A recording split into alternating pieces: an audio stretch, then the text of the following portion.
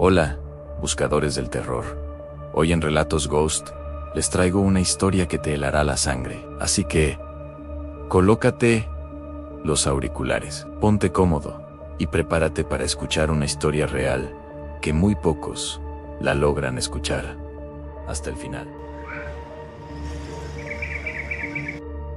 Se dice que en los rincones más apartados de nuestra tierra, donde los caminos de asfalto terminan y comienzan las veredas de tierra, existen historias que pasan de abuelos a nietos. No son cuentos de hadas, son advertencias. Esta es la historia de Pedro, un campesino trabajador, y de su familia, quienes aprendieron a la mala que cuando el monte silba, uno nunca debe voltear a mirar. Hace muchos años, en una casita de madera escondida entre montes espesos y árboles gigantes, vivía Pedrón. Era un hombre de manos fuertes, curtidas por el sol y la tierra. Vivía con su padre, don Tomás, un anciano de esos que hablan poco pero saben mucho, y con su hija, Mariana. Mariana tenía 15 años y era la viva imagen de su madre fallecida en Hermosa, alegre y con una inocencia que iluminaba la casa. Para Pedro y don Tomás, ella era el centro de su universo. La cuidaban con recelo, no por egoísmo, sino porque en el campo se sabe que lo bonito atrae miradas, y no todas las miradas son humanas. La vida era tranquila. Pedro en la milpa, Mariana en la escuela y los quehaceres, y el abuelo vigilando desde el corredor con su eterno cigarro de hoja. Pero la tranquilidad tiene la mala costumbre de romperse cuando uno menos lo espera.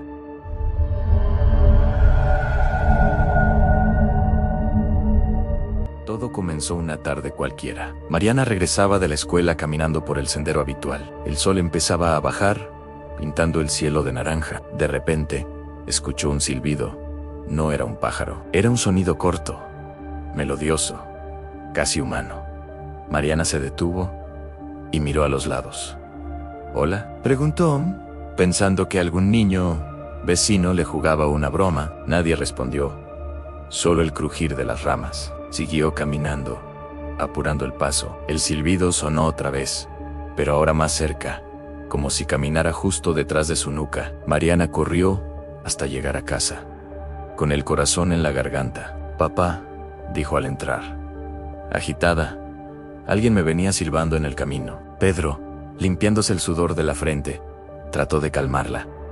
«Seguro son los muchachos del pueblo, hija. Les gusta molestar.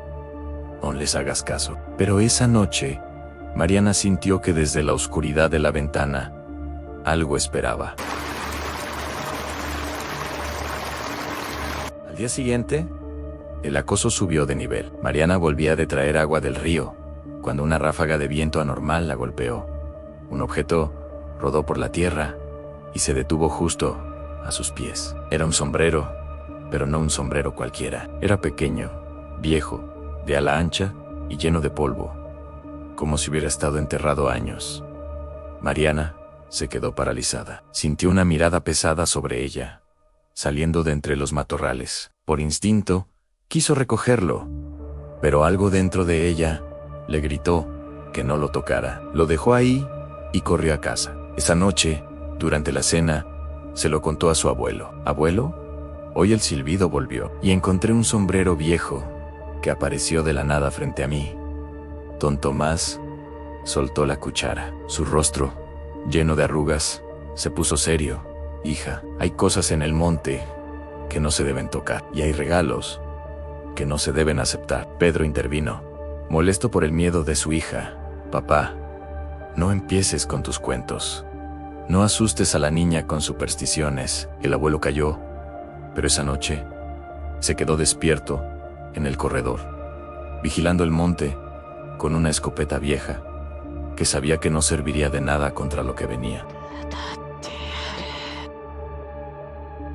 Los días pasaron y el miedo dejó de ser solo de Mariana. En el pueblo, los rumores corrían como pólvora. Un niño contó que, jugando a las escondidas, vio a un hombrecito que lo llamaba desde la orilla del bosque. Una señora juraba haber visto una sombra pequeña, con sombrero grande, rondando los patios donde había muchachas jóvenes.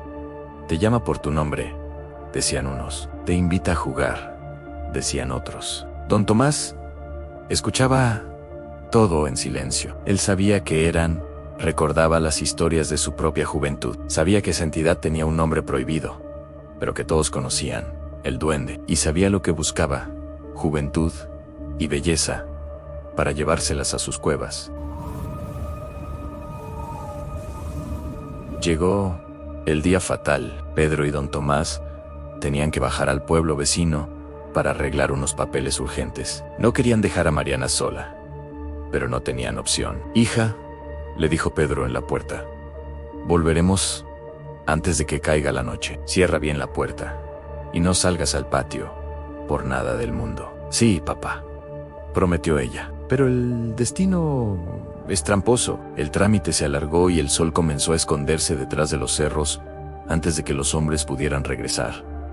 En la casa, Mariana estaba nerviosa. El silencio era absoluto, demasiado absoluto. Los grillos callaron. Mariana, preocupada por la tardanza de su padre, cometió el error. Abrió la puerta y salió al patio para ver si venían por el camino. No vio a su padre. Vio una figura pequeña parada en la linde del bosque. Llevaba ropas que parecían harapos de otra época, botas grandes y gastadas, y ese sombrero inmenso que le tapaba los ojos. La criatura levantó la cabeza, sus ojos brillaban, y entonces silbó.